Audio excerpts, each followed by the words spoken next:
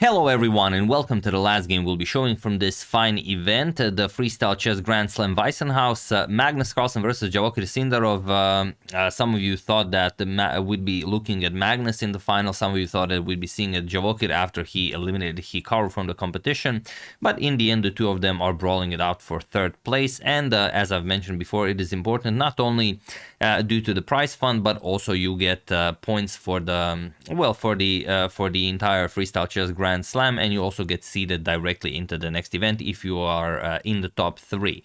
So it is very, very important. Now let's check it out. Magnus won the first game very convincingly, and he also gets the white pieces now, so it will be very, very hard for Javokir, as players mentioned during the live coverage. This position is not all that impressive with black. The players have discussed it, and they decided that it is very, very difficult to defend, and also even more so to get some sort of an initiative with black. So let's see what happens here. We have pawn to d4 and pawn to d6, deviating from the game Vincent versus Fabi. We have pawn to e4 and pawn to e5. Magnus closes the position, d5, as he only needs a draw to win this game, and pawn to f5. We have pawn to f3 and pawn to f4. It's as if they are competing on who can make the last pawn move. Pawn to c4 and pawn to c6. Sorry, not pawn to c6, even pawn to c5.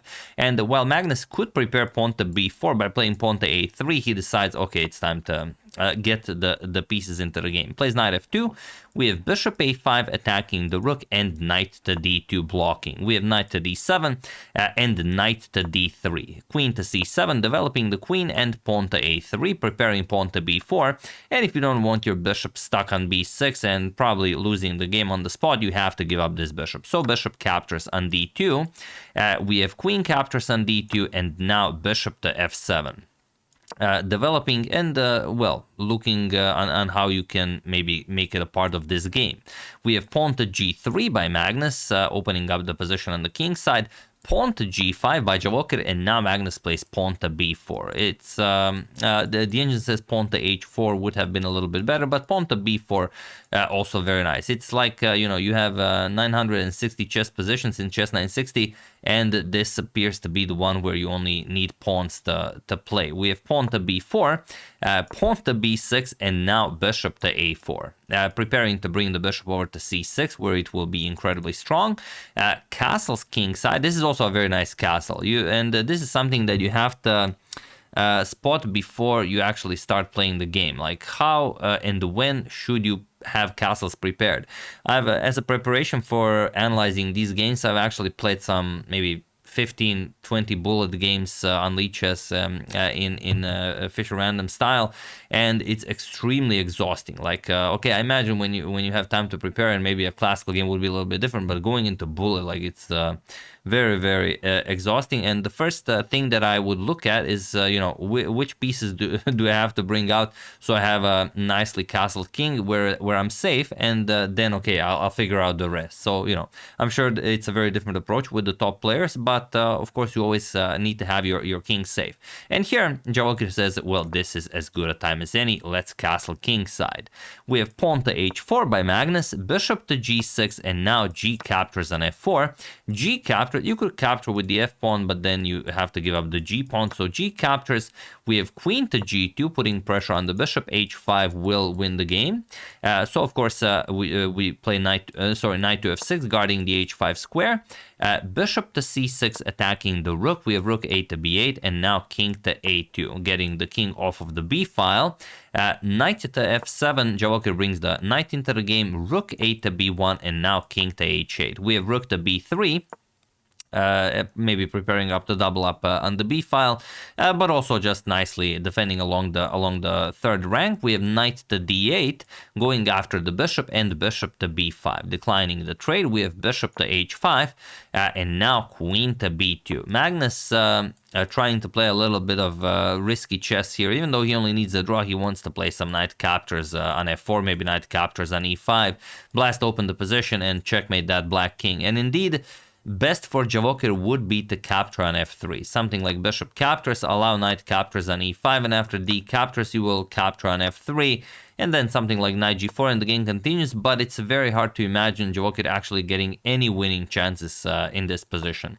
So he has to deviate and look for something else. He plays c captures on b4, knight captures on f4, Magnus sacrifices, he wants to go for the attack, and should the knight be accepted, you would basically be stuck defending for the rest of the game. Bishop d4, and well, now you'll be very, very passive, like queen to e7, you're going to play queen to a1, bring the rook to g1, stop king to g8, and black is not winning this game. So it's as simple as that. So Javokhir tries pawn to a6, which is the top move recommended by the engine.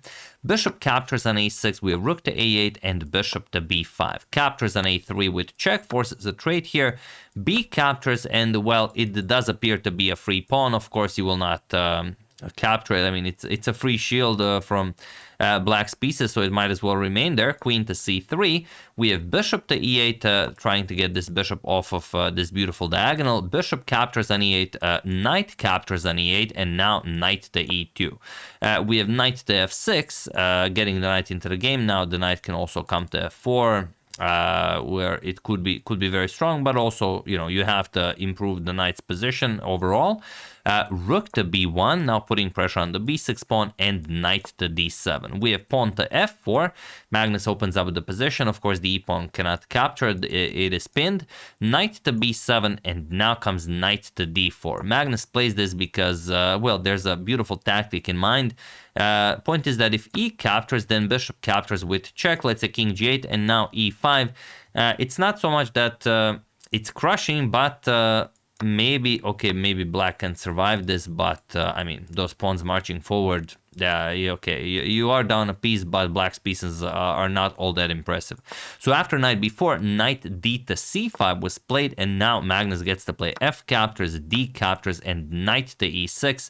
And it looks like a weird move because the knight can just capture, but now I'm sure you guys already see the point. I thought about making maybe the pause the video moment, but yeah, it is just beautiful. Knight captures on e6 has to be played if you don't want to lose the material, but now here comes the Zwischenzug, and that is bishop captures on b6. First, eliminate that b pawn, and only now after the queen moves, you play d captures on e6. The knight does come to c5, and now Magnus plays bishop captures on c5. There was an instant win here, but I guess Magnus will not calculate it to the letter, just as a draw for him is a win in the match. But yeah, I will show it because it's a lot of fun. You play e7, and now after the queen captures, you play queen to a3. Now you're threatening to capture the knight, and if the knight is defended, you just trade everything, and that's basically it. Like bishop captures, whatever you play. If rook captures, you're gonna be pinned forever, and if queen captures, you're just gonna trade captures, and captures, king b3, and the extra pawn is winning. There is no way for the black king to stop it. You can just put the rook on f1 or g1, cut off the black king, and then march your king up the board, and the passed c-pawn wins the game. So it's that simple.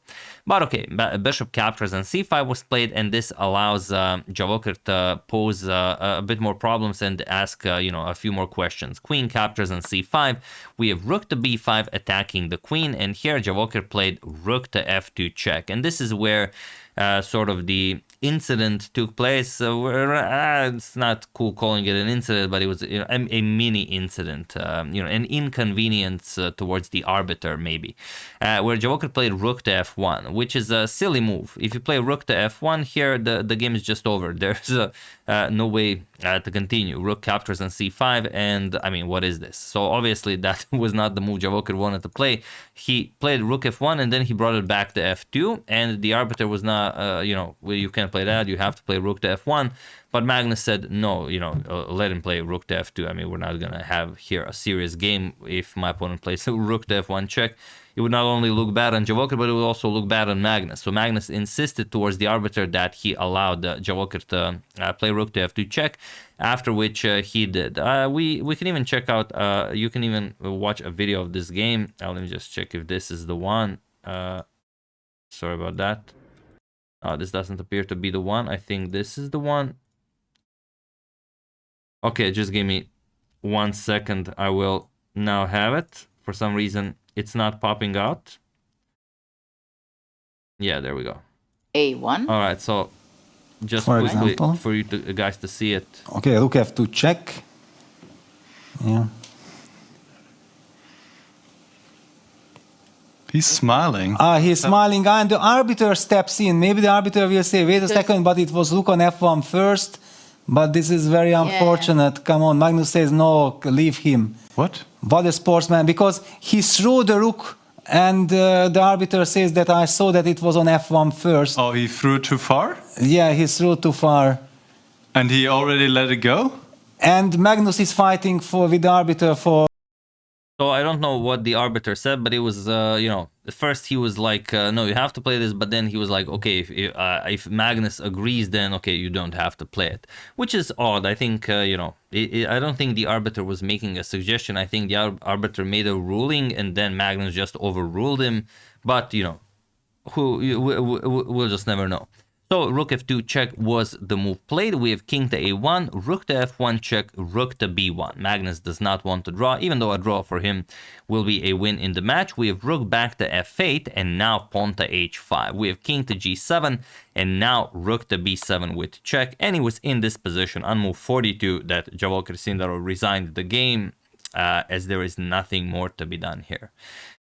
Whatever you play, your position is already bad, but you know, I will give you king h8 is the top defense for black. So the way you win this is just by playing pawn to h6, and there's no way for black to do anything here. For example, rook to a8, you want to start advancing your pawn, you're gonna play rook d7, and now the threat is rook d5 followed by queen captures. This gives a check, and then queen g7 will be checkmate. That's sort of the quick idea. And after black gives a few checks, let's say queen to g1, king to a2, you're going to play queen to f2 check, a couple of more checks, queen d2, and that's it. You either allow rook d8, which is also game over, or you trade queens, and then it looks as if we're, you know, in the end game where maybe you can go grab some pawns. You really can't. e7. And now if you capture, rook to d8 will lead to checkmate, as the king cannot go anywhere. And if you move the king, then simple rook d8. And again, Magnus is up a pawn, so the king and pawn endgame will be winning. Just king f7, you will trade here. Let's say captures, king captures, and now you bring the king into the game, king b4, and the extra pawn will win you the game.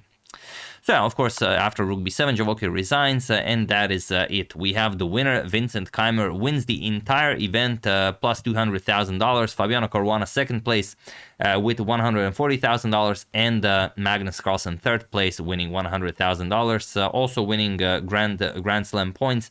Vincent won 25 points, Fabi 18 points, and Magnus 15 points. That you know, go towards the overall winner of the entire Grand Slam, which will be decided after the 5 events have been played.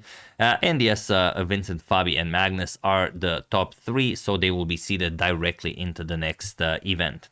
But yeah, great stuff. Others will have a chance at the Grenke Freestyle Open, where they will also compete, and the player who wins will also qualify for the next freestyle event. But you can see, I mean, first place $200,000, that is way beyond any tournament in the world, and obviously, you know, players will have you know, a financial incentive, if not anything else, to you know, join such an event. So I don't know if it will be played at the exact same time as the Grenke Chess Classic, but if it will, I mean, most of the top players, I believe, will play this event if the prizes will be that much higher than you know, in regular chess. But we'll see what happens. So yeah, that's the game. Hope you guys enjoyed it. Very nicely done by Magnus, you know, showing us what a true gentleman is like, not reacting to that move at all. He didn't even react. He was just like, yeah, I mean, of course we're not even gonna, like, even if he wanted to play that, we're not gonna let him play that. So yeah, very nicely done. And yeah, like I said, we all thought he would be playing for first place, but in the end, Vincent, you know, rules supreme. So I hope you enjoyed it, and this little coverage of this chess with the weird pieces setup. I would like to thank Andreas Rosenthal, David Bacon, Andrew Steinel, Yuri Rolchenko, and Nathaniel Devlin for your contribution to my channel. Thank you a lot, I really appreciate it. As usual, you can check 2 of my previous videos here. Thank you for watching, and I will see you soon, continuing to check up on your wonderful suggestions and whatever else happens in the chess world. Thank you all, I will see you soon, and have an excellent rest of your day.